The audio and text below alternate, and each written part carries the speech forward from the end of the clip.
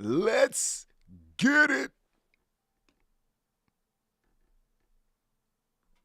Time for the Blunt Ratings. If this is your first time tuning in, this is how the Blunt Ratings work. We take each show and break them down into 5 categories: matches, promos and backstage segments, storytelling, commentary, and the crowd. For each category, each show can get up to 5 blunts. The average score of those 5 categories stands as the official Blunt Rating. Those are the rules. Now let's get right into tonight's edition of the Blunt Ratings. We want the smoke. Talk to him. We want the smoke. We want the smoke. Come on, Charlie. Oh, hey there, guys. How you doing? It's your boy, Mr. HD, a.k.a. Laylo, back in the building with another episode of the Blunt Ratings.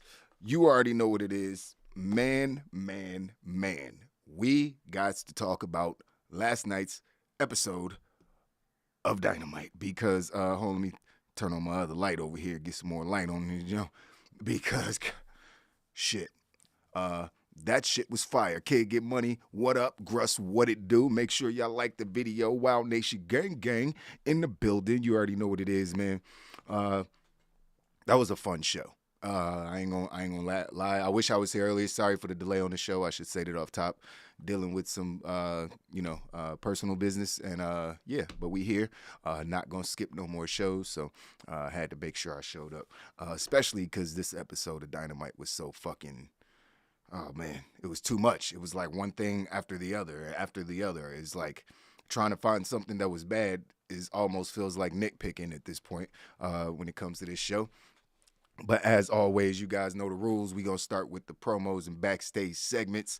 AEW is limitless indeed. The supervillain of the IWC is in the building. Yeah, that's facts. That's Gruss. Get your cape out. The show started off with MJF coming out on a motherfucking throne. You know what I mean? With the Pinnacle. The whole Pinnacle was out there. Wardlow came out, put some little posters up of MJF. It was a celebration because he just beat CM Punk, biggest win of his career, easily. So, he's celebrating.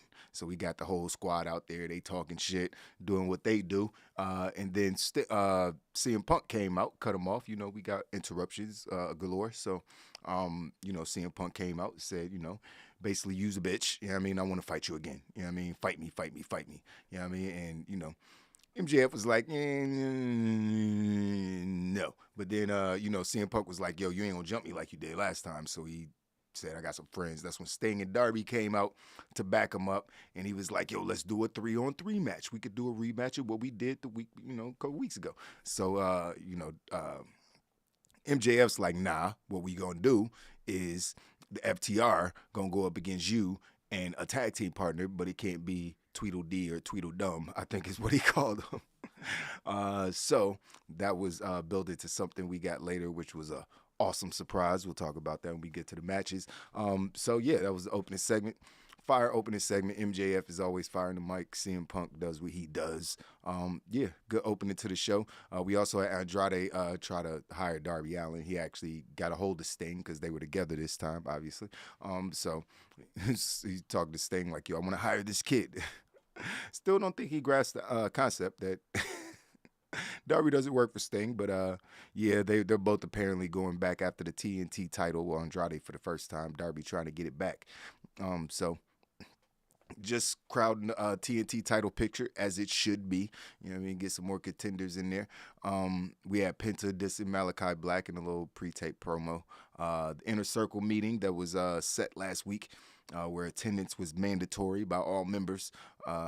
It was a situation where, Hager, Jericho, and Sammy came out first. And it's like, we ain't seen Santana or Ortiz all week or all day or whatever.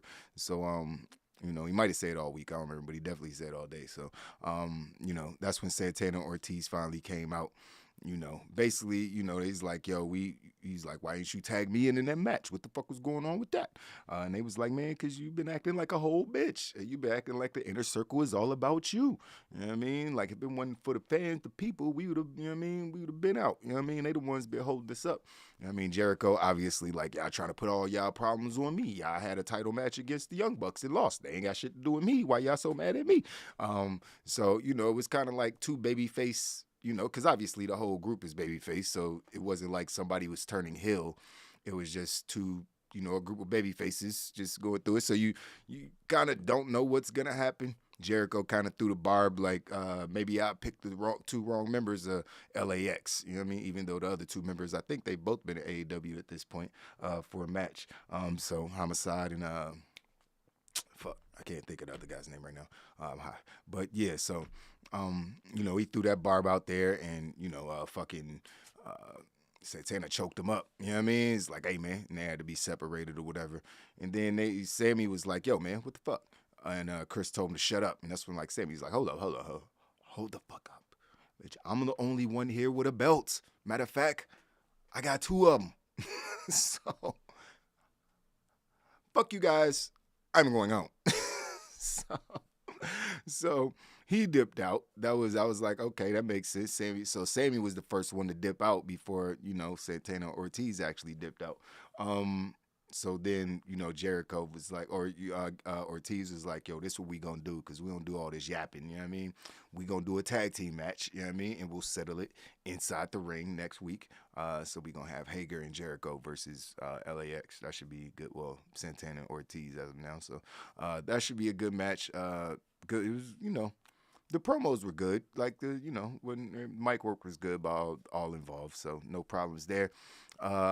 Obviously, another major backstage segment was when the Young Bucks and Adam Cole jumped Rocky Romero and Trent Beretta backstage, beat the shit out of them. And then, out of nowhere, you see a black stringy-haired fellow in a leather jacket pull up. And, I mean, unless you've never watched pro wrestling before, I'm pretty sure you could tell exactly who it was. Yeah, and he came into frame, and he grabbed, I think he grabbed Trent and just chucked him into the TV truck outside and turned around, and it was obviously Switchblade, Jay White. You know what I mean? He's obviously now a member of AEW. That shit, that was the perfect debut for him. Adam Cole looked like, all right, my boy's here, my guy's here. Young Bucks are like, what the fuck? I ain't know he was going to be here. They was looking confused. Adam Cole was like, hell yeah, my dog's here. So, that plays into some storytelling later we'll talk about. Then we had a Brit Baker, Mercedes Martinez promo. Mercedes Martinez, she's going up against Thunder Rosa again. Think they're going to fight again. I like those two in the ring together. They both, badass Latinas. So looking forward to that match. Again, the OG, I think, is going to take a L because, can't be having Thunder Rosa take L's right now. They need to be building her up. Of course, they're building Serena Deeb up. They're doing some things with the women's division, but you got to make sure you have a concise, clear picture of the next couple title contenders, at least in mind. I think Serena Deeb is right up there with her gimmick and everything she's doing. We'll talk about in a minute. And also, there's a couple other ladies in there. So, Thunder Rosa got to be up there. So, we also had the Bucks and Cole do a promo. The Bucks, that's when the Bucks was asking Cole, why he brought Jay White in. Like, they wasn't really feeling it or whatever. Like, we already got the squad, man. Why wouldn't he do it? He's like, yo, you Bullet Club for life. You know what I mean? So, it's looking like it's building towards, Kenny Omega coming back, and we probably gonna get the Young Bucks and Kenny Omega versus Adam Cole and Red Dragon with Jay White, maybe somebody else over there with Kenny. Like, it's gonna be some with those guys all going at it. You know what I mean? The match is gonna be 5-6 blunts. You know what I mean? Each, like, easy. You know what I mean? It's like a bunch of 5 blunt matches on deck. So the promos and backstage segments were pretty fucking good this week. Nobody did anything whack. Like, it was all, all moved the show forward and, and went along with the storytelling. So I gave it 4 blunts this week for promos and backstage segments. Now let's talk about these matches real quick, because let's get this one out the way. Wardlow beat the Butcher. He powerbound him like 17 times. It was like 4 or 5 times. Pinned him.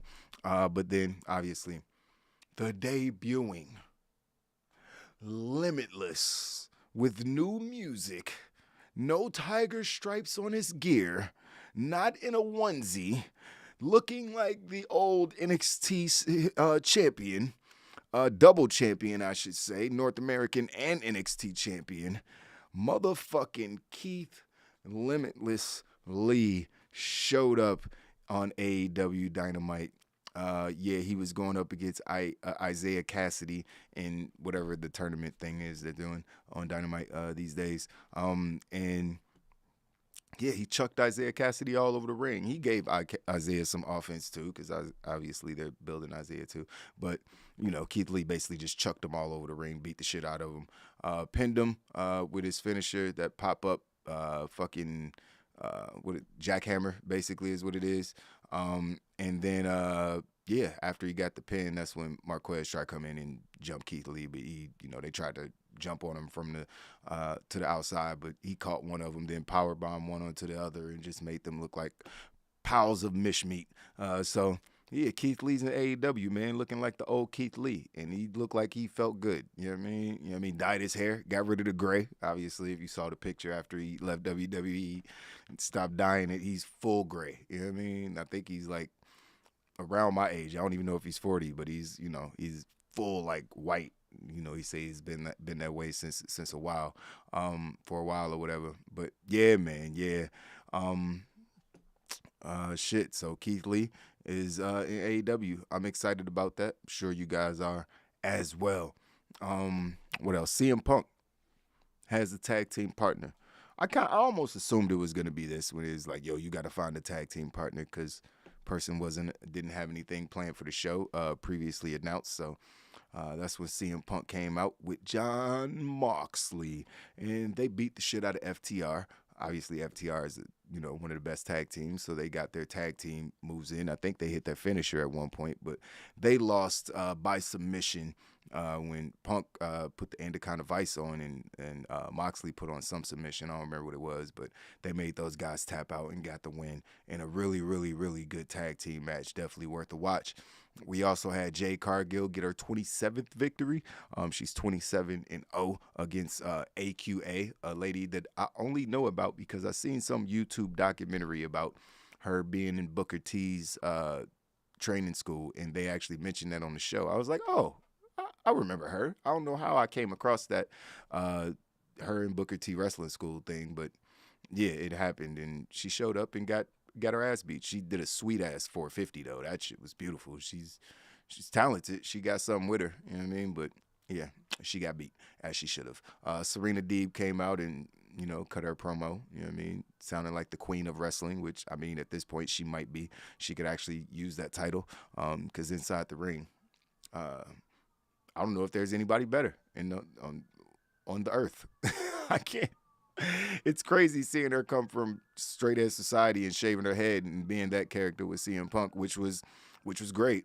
She didn't get a lot of in-ring time though. You know what I mean? Because wrestling wasn't that important for the ladies at that moment. You know what I mean? But now that she's who she is, like Serena Deeb is impressive to say the least. But she came out and she beat some girl named Katie Arquette. And she beat her with that half crab twisty thing that she does. This shit looks painful. But Serena Deeb, her gear now with the fucking robe with the hood, is just everything about what she's doing is fire. You know what I mean? So I'm a big fan of Serena Deeb right now. Hangman Page and Lance Archer committed double murder or double suicide, however you want to look at it. Sorry, YouTube, don't demonetize my video. I mean, it's not monetized anyway, but you know what I mean. It was a great match, man. Lots of blood. I guess the best moments of the match, I like Lambert taking off the top rope, so Page couldn't do the buckshot because he needs to bounce off the ropes. Obviously, no top rope, no bouncing off the ropes. You just gonna trip and fall outside the ring. So that was smart booking right there. What else happened during the match? Yes. That blackout onto the steel stairs. Holy shit. Holy shit. That blackout was fucking crazy. He bounced off of the fucking stairs and hit a table. That shit looked painful as hell. Hangman Page is going hard to make his title run fire, and it's paying off. I mean, to say the least. I'll talk about that more in a little bit. They started the fight on the ramp. I guess I should mention that too. They didn't even make it to the ring before they had already beat the shit out of each other. Hangman Page actually won when he hit the buckshot lariat off of the referee. The referee went to like pick something up off the ground, so he was bent all the way over. Hangman like did a roll over the referee to get some momentum and hit the buckshot, and then they landed on tables outside the ring because there was no top rope. That shit was whoa. That shit was crazy. I was like, what are they doing? What are they doing? This is too much. This is like, I know it's a Texas death match, goddammit, but okay, it's TV. It's kids watching. This is. It seems like some rated R shit. This should be only on HBO. This was violent as hell. They might have just took out swords and stabbed each other like a bunch of times because this shit was so violent, yo. That fucking buckshot, them crashing through the tables. Hangman Page only won because he beat the 10 count. Like, that's the nobody got a pin. Like, he just stood up in time and got back in the ring, and Archer was dead because they tried to kill each other. So it was just like, holy shit.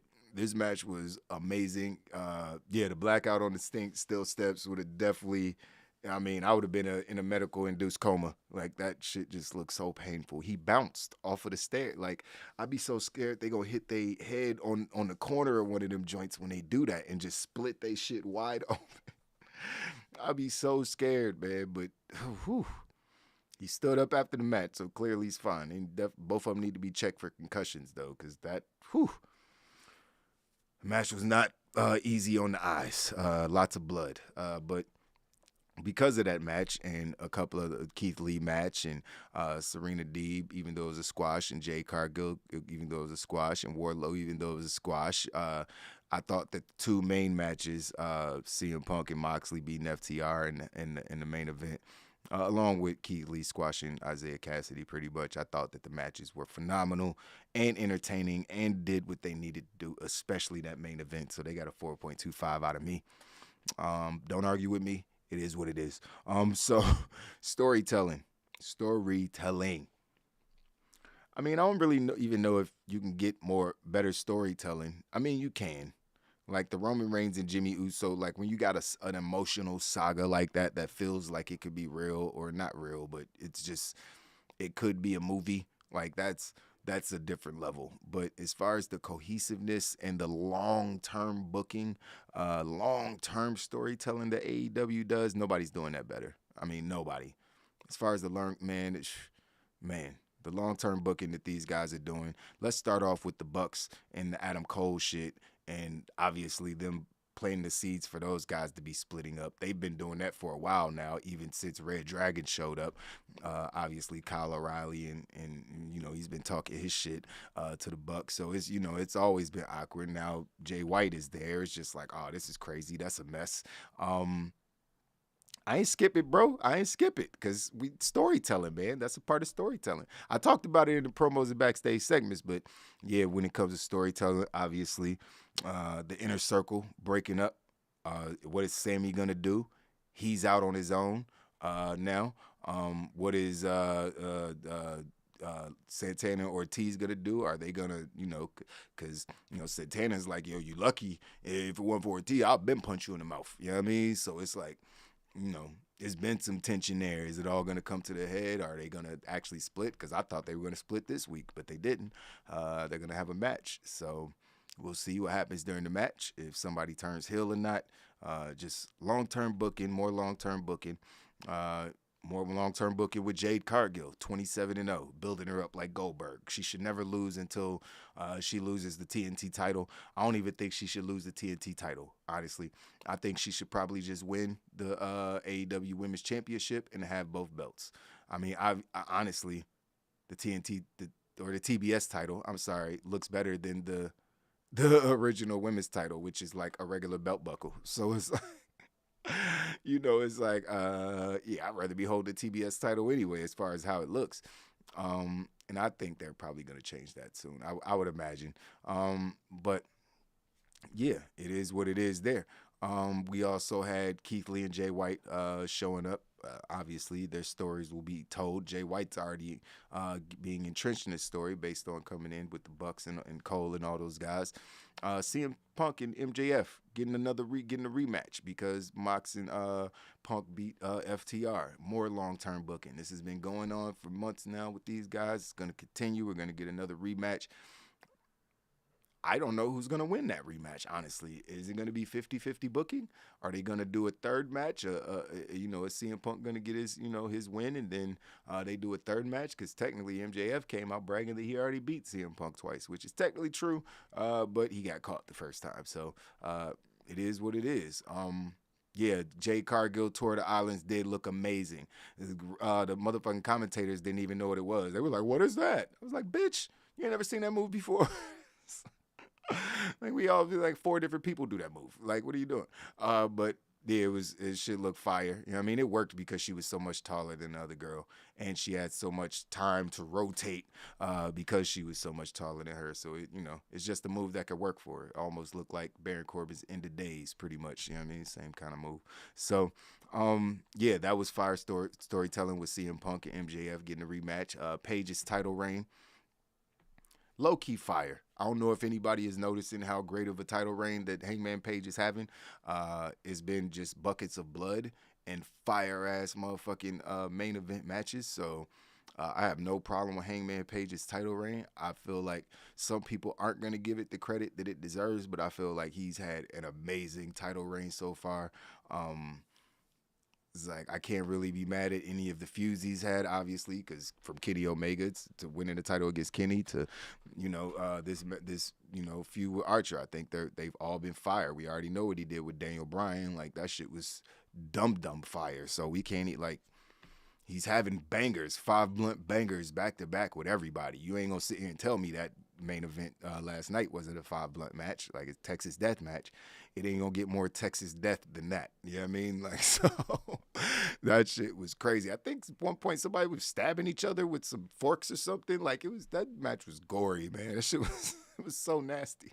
But and it just makes me think about Big E and his title run. Yo, Gruss, Yo, Gruss, you're in my head, Gruss. What the fuck? I swear to God, Gruss, if I show you my paper, my notes right here, it just says poor Big E with a sad face.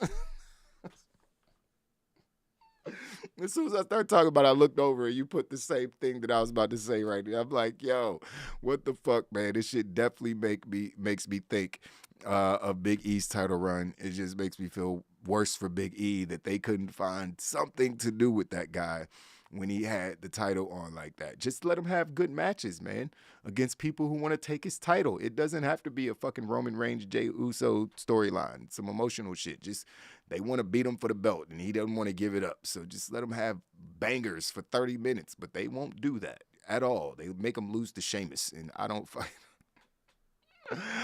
fucking know, man. It's just whack, man. But AEW, whole different thing. And another piece of storytelling that I can't skip over, you guys, I know you didn't miss it. Because when Keith Lee was beating the shit out of Isaiah Cassidy in Private Party, Matt Hardy walked the fuck off. Because earlier, his boy, the Butcher, got his ass beat. The Blade. I'm sorry, it's the Blade, not the Butcher. The Blade got his ass beat. And the Butcher is nowhere to be found at the current time. So, yeah, Hardy was like, man, fuck this shit. I'm out of here. Obviously, we know, and we've heard rumors that Jeff Hardy's on his way to AEW. So, Hardy Boys coming soon. They were going to get...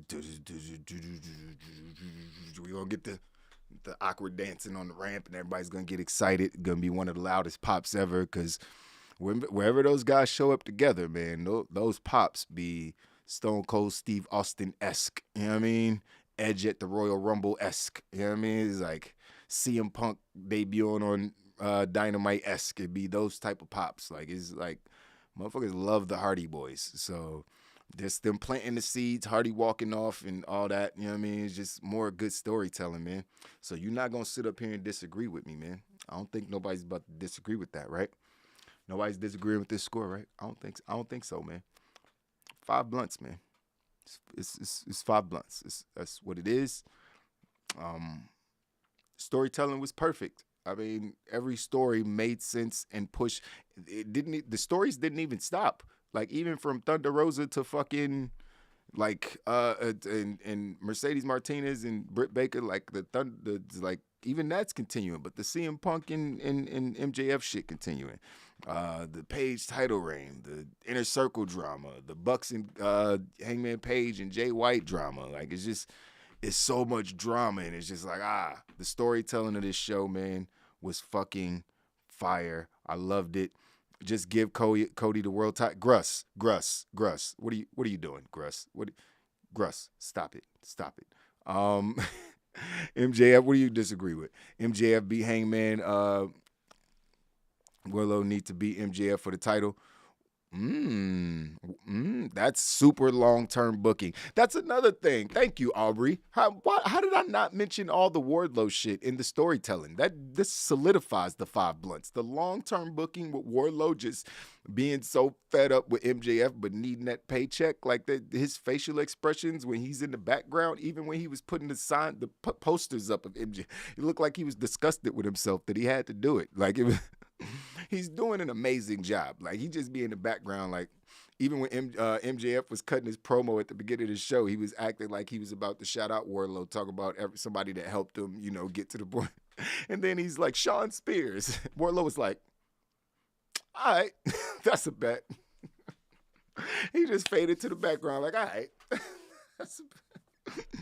I got you.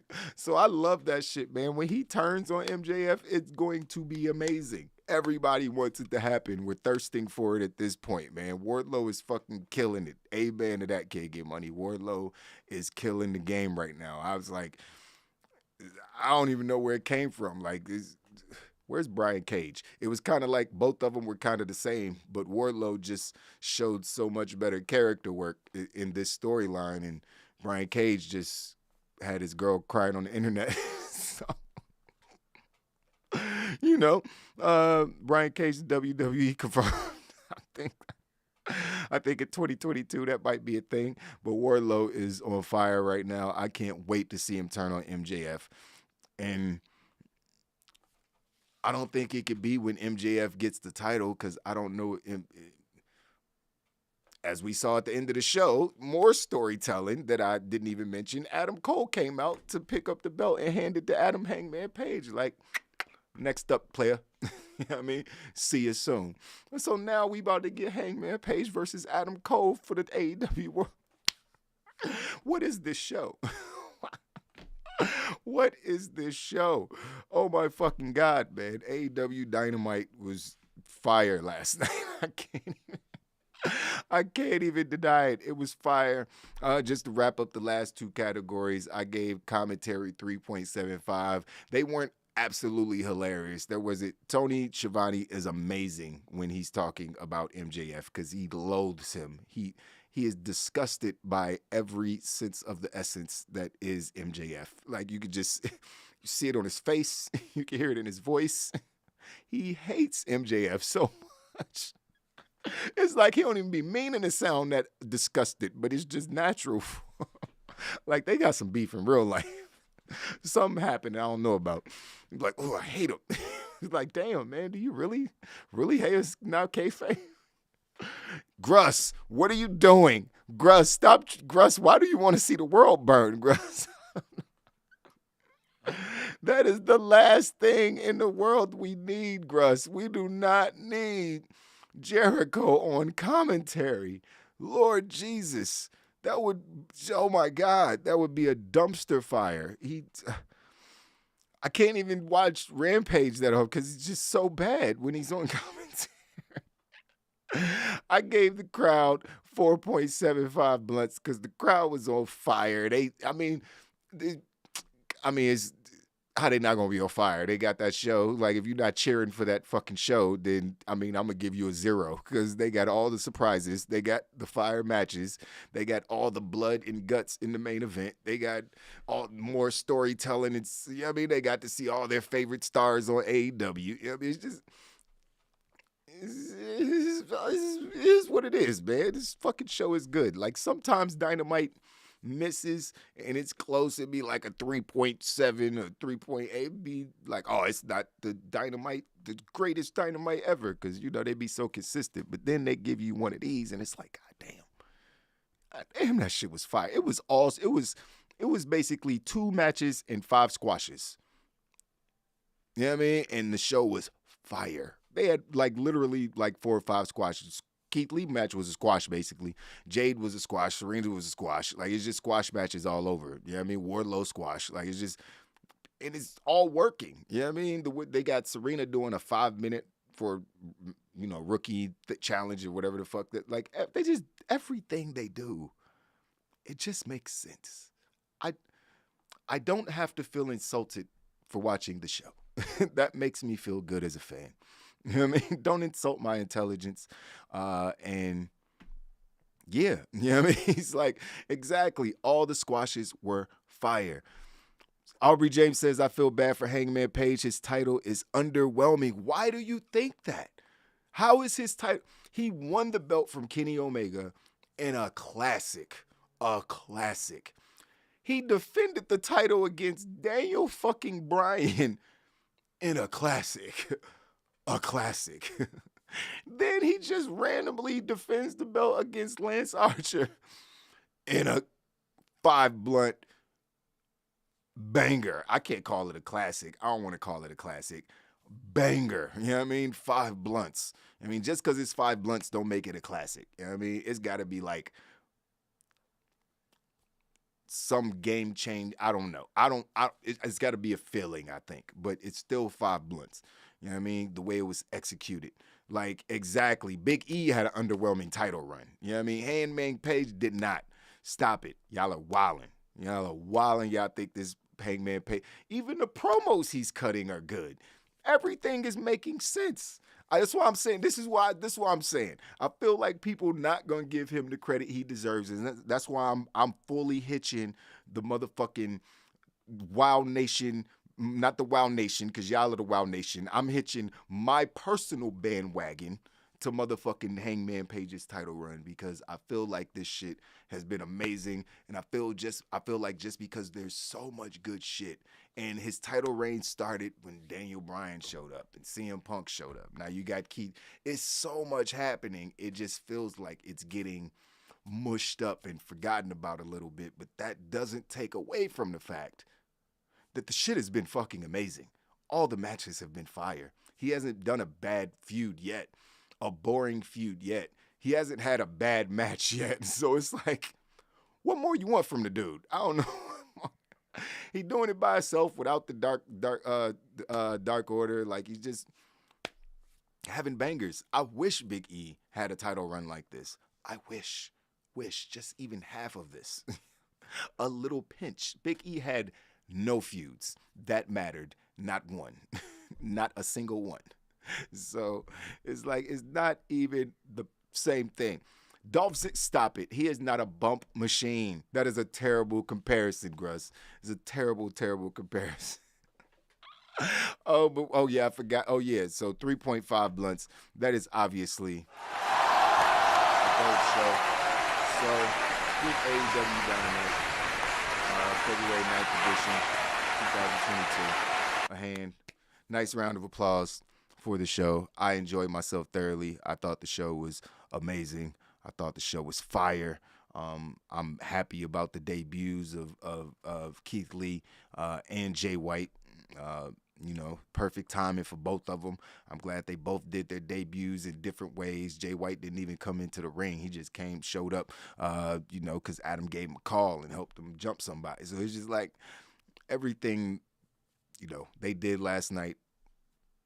It just worked for me, man. I don't know. Y'all could disagree. You know what I mean? I might disagree. I thought the show was flawless. I think this is the best wrestling we're going to get all week. You know what I mean? The best wrestling show we're going to get all week. So, you know what I mean? I'm not going to take it for granted.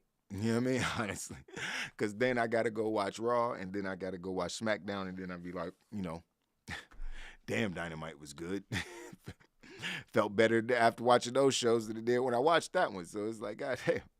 So, it is what it is, man. I hope, they continue on this trajectory. I don't really see how they could could not. Their roster is loaded, and some of these stories are just beginning. They're literally just tipping the iceberg with some of these stories, man. MJF is eventually going to be the world champion. CM Punk is eventually going to be the world champion. Serena Deeb is eventually going to be the world champion. Jade Cargill is eventually going to be the world champion. They're building up all these stars, man. They're building them and built multiple stars in 1 2-hour program, making them look like super duper heroes.